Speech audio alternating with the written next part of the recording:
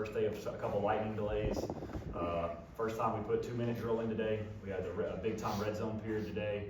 And so just a bunch of moving parts, and then of course just trying to adapt to the weather and changing practice and cutting a period here and going straight to that instead. So I thought our guys really handled it well. I mean, we had a lot of energy, and you know, it was cloudy out there, so it wasn't so hot. So I think that gave them a little bit more juice, but also too just kind of getting out some of the fluff, I guess if you will, some of the individual periods and some of that, and just rolling the ball and playing football. I think our guys were excited to do that. So I thought they responded really well, and it was a good, really good practice with, you know, all things considered, kind of navigating the ups and downs of the weather. We haven't really talked to you since the first day that you guys were out. What kind of progress have you seen this fall, and where are you guys as far as your schedule and hope to be? Yeah, I think we're heading in the right direction. I mean, I think, you know, I'll start with special teams, because when you asked that question, it kind of clicked to me pretty fast there. We've improved dramatically on special teams, especially when you look from the spring where we were to where we're at now.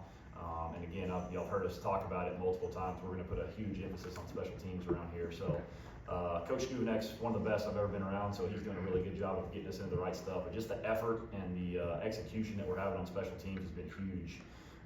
And then offensively, you know, we're still kind of in some installs, and again, we're pumping in a bunch of different scenarios on everybody, and so we're still trying to, I guess, find exactly our identity and find out exactly who are going to be like our best 4 to 5 skill players out there. You know, what personnel grouping do we want to live in more? Is it going to be 11? Is it going to be 10? Is it going to be some 12? Is it going to be some empty? So just still moving guys around, trying to find out, you know, what's our best bet there. And then defensively, I think we're doing a really good job of flying around. I'm excited about those 6 new defensive back transfers that we had come in. I think that's changing our defense in the positive. We still got to find some ways to get after the quarterback a little bit, but overall, I'm really pleased with where we're at. And you know, heading forward, we got 6 more practices until we'll get into mock game week. And so just really trying to you know, sit down as a staff and find out what do we need to keep harping on, or if there's certain scenarios we need to cover more of. You know, like in our first scrimmage here this Saturday, I know we'll hit some more 2-minute scenarios just to get those on tape and coach off those. But you're trying to find those things, and then other than that, I mean, we're probably going to roll the ball out and play some football these next 6 practices, and then get ready for Maryland from there. Last one from me, and I'll turn it over to these guys, is we have not talked to Bryce or Caden this fall. They were obviously chosen to go to the fall camp. Can you just talk a little bit about their character and their leadership, and why they were chosen to go to the American Media Days, and what they bring into the team this summer and fall? Yeah, absolutely. I'll start with Bryce Langston. I mean, just, you know, he's kind of a quiet guy until you can really get to know him. You can peel him back a little bit, but he's a big time leader by example, and he's that guy when he does speak up, everyone's like, oh, whoa, hey, right, guys, everybody shut up. Like, Bryce is talking, we got to listen here. And you know, he's a guy that's been around the block. He's been here. I know he had other opportunities to go to some bigger schools, but decided to stay here. You know, and to me, that takes in today's day and age, it takes the right human being with the right character. And I think he understood this is the best opportunity for him. And you know, he's a guy that's got NFL traits to him. And so I think he realizes too, you know, I mean, it doesn't matter where you're at. If you're at Group of 6, Power 5, Division 2, if you're a good football player, they're going to find you, and you can play at the next level. And I just think for him, he felt like this is a good spot for him to land and stay and be developed here. But he's just, he does everything right. He's one of the first people in the building, the last one to leave. And again, he's got that quiet confidence about him, and kind of quiet leadership a little bit, not super vocal, but when he does talk, he goes a long way. So been extremely proud of him and what he's brought to the program since I've been here. And then Caden, you know, just being able to have a veteran quarterback presence on the team, I think is huge. A guy that's played a lot of football, that's the conference player of the year last year in his league, and a guy that just gets it. You know, he's a coach's kid, which I think is invaluable, because he understands what the game's about, and he understands what winning does or what losing can do for you. So, you know, and again, clearly with just familiarity with the offense that he already had, I think too, just been huge. But those are 2 leaders in our program. We're voting for team captains. I'm letting the team vote for team captains this upcoming Sunday. And you know, I mean, I'm letting them vote, but I'd be shocked if those 2 aren't 2 of them. How many will you have? Depends on what the voting looks like. Okay. You mentioned today was the first day in the red zone. How was that? Was there anything that stood out to you? And I mean, obviously it seems like Easton will be the go-to guy in the offense as a whole, but is there anyone that in the red zone that's looking like that's your go-to guy there? Yeah, I mean, you know, you're looking at a big 6'5" monster out there on Quincy Brown, you know, just a jump ball, fade ball kind of guy. But really today, I mean, we ran the ball really well. We had some explosive runs down there in the red zone. And so Caden Shields Dutton popped one off the edge for about a 23-yard run down there in the red zone. Then we scored a touchdown the next play. Just with those guys, we've got a running back by committee right now too. Xavier Terrell had some explosive runs. Jamari Sands, we was 3rd and long, and I just handed the ball off, and he popped one for 20-something yards too. So those guys have really stood out today, you know, especially in the red zone. And again, we're going to have, you know, we scheme up red zone a little bit more based off what the opponent does. And right now, we're just kind of installing our plays and calling them in the red zone, whether, you know, maybe it's not the perfect defense or not. But I thought today was good, and as far as like the receiving threats go, I mean, Quincy Brown's a big boy. Jay Sean Platt's been really good on the 50-50 ball as well. So again, just still trying to find that a little bit, and I think we'll be able to navigate a little bit more whenever we get to game plan. You mentioned Quincy. How has he kind of been able to jump right in here over the summer, being back at the FBS level, and being a veteran? He was on that TCU team that went to the Natty. How big is that leadership for him, for you guys? Yeah, it's good. I mean, he still is learning. You know, I'd be lying if I said he wasn't. So we're still in that learning process with him. Make sure he gets all the plays down and feels comfortable there. But I mean, he's a monster. So like on the perimeter, he's a beast on the perimeter screen. Some of that stuff, just bodying guys up. And then again, he's made some big time circus kind of type catches out there whenever we throw him the one-on-one ball. So he's been a great add for us. And again, he's more of your quiet, humble kind of leader type guy. And so he doesn't say too much, but. Again, he's played a lot of football, and I know guys see that and respect that. And again, they see how hard he plays, so I think that goes a long way as well. You mentioned how you're looking to see what type of personnel groups are going to look like on the offensive side of the ball. As camp progresses, is that going to be more predicated on how guys fit in the playbook, or how the playbook's really responding to those guys and what allows them to really showcase and take advantage of their abilities? Yeah, the latter part there. It's going to be more on what are those guys' skill sets. You know what I mean? I mean, I had an interview earlier today, and it's like you know, the sign of great coaching, in my opinion, is being able to adapt to what your player's really good at. You know, I mean, in 2021, I threw the ball more than anybody's ever thrown it, and broke NCAA records will probably never be broken. And then the last 2 years at Texas Tech had a 1,500-yard running back. Well, you have a 1,500-yard running back, he's a 6th-round draft pick, and he's going to play a long time in the NFL. So you got to find your good players, you got to understand what they're good at, and ultimately you got to find your best players to get the ball in their hands, whatever that means. So again, I think just with our 3-headed monster we have at running back right now, we're still trying to figure out exactly who's that number 1 tight end for us. We have a great battle going on at tight end, and then at receiver too. I mean, you know, you're looking at when you do go empty, who are your best 5? And then hey, when you're in 10 personnel, who are your best 4? And how do those fit? And so we're still early in the process here, but I feel like in another week we'll have a really good feel out where we're heading in that direction. Taking things over to the trenches, how have we seen all those guys in the line really start to gel with each other? Who's really stepped up as kind of like that leader inside the trenches? Yeah, I mean, Alex Atcavage, I'd say, is the ultimate leader on the offensive line. He's been here for a long time. You know, veteran presence in there. You know, I know he's got everybody else's ear just because again he's a veteran. He's been around the block. So, but man, I'll be honest. Like another guy that's just having a great camp is Scarlett Jean. He's practicing really, really well. You got Jacavian Nonar's coming along at left tackle again. He's still a little raw here and there. We're talking about a guy that was 280 pounds playing tight end last year, and now he's 315 playing left tackle. So we still have some work to go with him. You know, you got Dot on the right tackle playing really well right now, playing at a high level. And then BC's been our starting center. You know, we're talking about a redshirt freshman, so a guy that just loves football and it's really coming along. I mean, he's a guy that I can see being a big time center very soon. And then you got some guys behind him pushing him too. You know, we have Vinny backing up at center. He's doing a really good job. You got Sapp in there playing some swing guard, some swing tackle, moving around. So I feel like we got a good core of 7-8 guys, and we feel good about going out. And coach, on the defensive side of things, I just want to get your overall thoughts on the cornerbacks, the defensive backs. Just how's the secondary doing for you? Yeah, it's doing good. Like I said, I mean, we're rotating a bunch of guys. Those guys are playing a lot of different places. You know, you got Dude out there. You got Zion Parrott. I'm telling you right now, Zion Parrott, true freshman. Like, dude's gonna play. I mean, he's a football player. Really like where he's at for a young cat.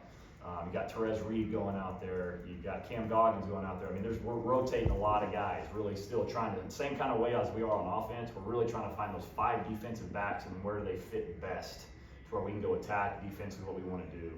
And it's the same thing at safety. You know, I mean, you got Wendell and you got Thule playing some nickel. You got Jaden Sweeney, you got Chris Keys back there, you got Mike Wright back there. So we're really just trying to still, same scenario, find those guys and find their niche and who would be those best 5 guys. We're probably going to be based out of nickel, I'd say 90% of the time with the world of college football we live in now.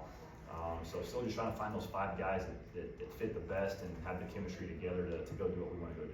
Right now, there's a lot of buzz around this program going all over, really all over the country. How have you, obviously with us being able to see it, we know the guys in the locker room see it. How have you been able to help control that of, hey, we haven't played any snaps yet.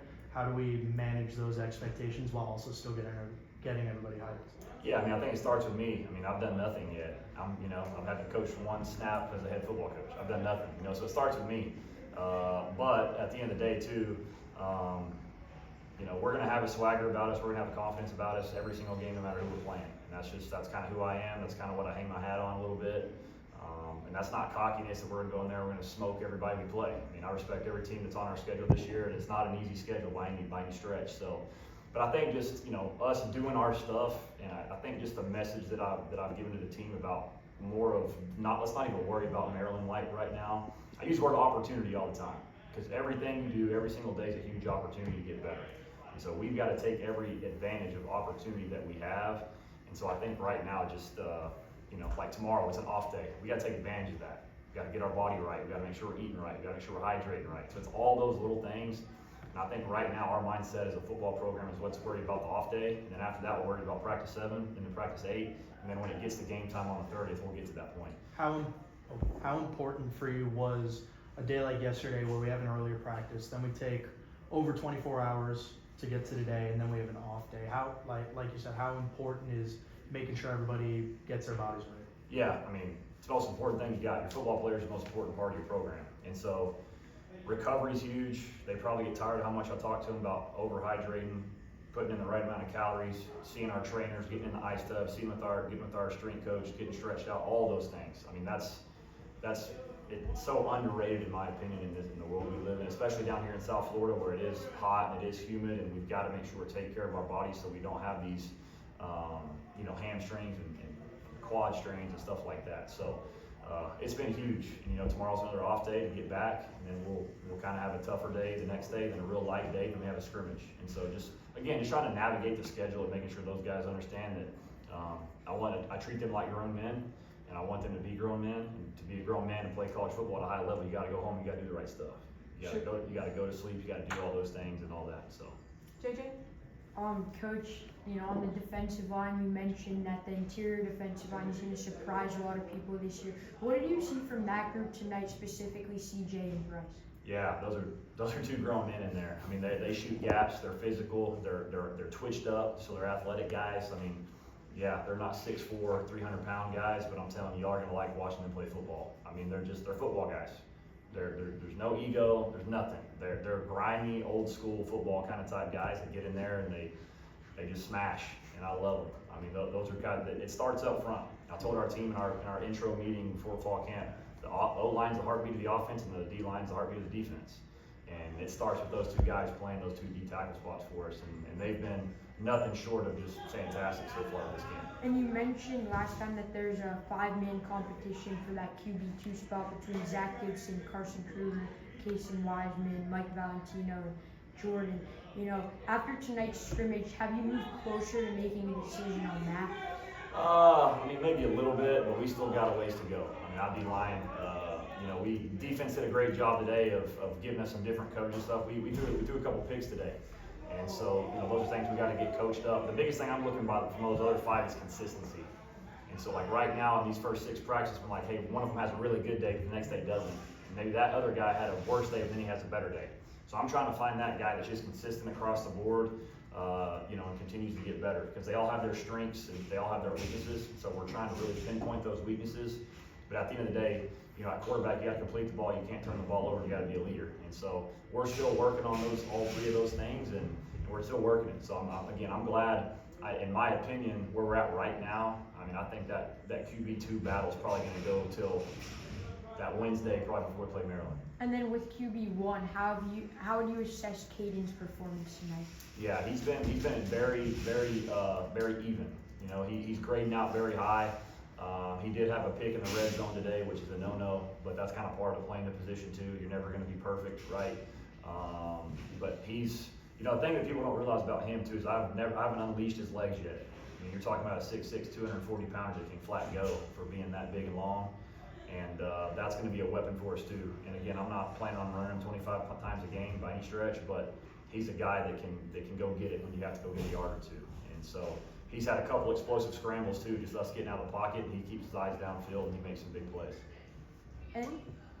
Coach, we're talking a lot about being on the field today. What's been the importance of the film room during this time in fall camp? Yeah, it's huge. I mean, I'm a big believer in let's get the reps in and let's coach off the tape. I'm a big coach off the tape guy. So I think if you're over coaching on the field, you're going to be out there longer and you're not going to get as many reps. I think if you can master the repetitions on the field and you coach off the film, I think that's how you get better overall, because you have to play football to get better at football. And so if you're wasting reps coaching on the field and you're taking 3 reps away from them, those 3 reps they're losing and getting better at football. So I kind of have that mindset of let's get as many reps as we can possibly get and let's coach off the tape. So that film room stuff is huge, you know, and talking about being a pro and taking care of your body, it's the same exact way in the film room that I preach to them all the time. If you want to be a really good football team, we can't just watch film whenever the coach has a meeting on paper for 1 hour. You got to get your iPad, you got to watch at home, you got to be studying at home, you got to take it and do it on your own all the time too. And so that's a good thing about what we have going on here. Our guys love football, and so when they love football, they want to go home, and I'm not saying go do 2 hours of football, but go home, maybe like have 4 or 5 plays on your mind and go back and rewatch those plays on your own before you get coached up by your coach. And so, I mean, film's huge in what we do, and I'm a big believer in film study. We saw Easton Messer get involved in the run game tonight with a couple jet sweeps. Is that something you plan to build into the offense this season? Yeah, absolutely. I mean, he's a veteran guy, super sharp guy. So some of those gadget type plays, he may be a guy you want to use in some of those scenarios. But I got a few other tricks up my sleeve that we'll have some other guys use in some of those scenarios as well. Brandon? Excuse me. At the edge rusher position, that's a position where it seems like it's another one where a lot of open competition, a lot of guys that could really step up and make an impact. What have you seen from those guys up to this point, and what are you looking for as you guys head toward week 1 against Maryland? Yeah, I mean, you said it, competition. I mean, we've got 5 or 6 guys right there that are still. I mean, we're battling it every single day. We're grading every single clip, really trying to find out who's grading out the best, doing what we want. So we've got some talented guys in that room. We're just trying to find out really who are the best 2. And then, you know, what is our rotation going to look like when we get on Saturdays, you know? But again, we've got 5 or 6 guys in that room that are doing a really good job. I mean, Eric Brantley's a dude that can really get off the ball and get after the quarterback. You got, Wilkie, big body in there, can even move inside and play a little 4-eye for you if you have to. You got Deshaun Batiste who transferred in. You got Gavinch coming back. I mean, I could keep going on a few more guys, but we're really just trying to create competition right now. You know, and that's the beauty about, you know, getting fall camp and getting definitely at least these first 12 practices in before you kind of get to that mock game week to see, again, you got 12 opportunities, what are you going to do with them? All right, thank you. Thank you, Coach. Thanks, Coach. Thank you all.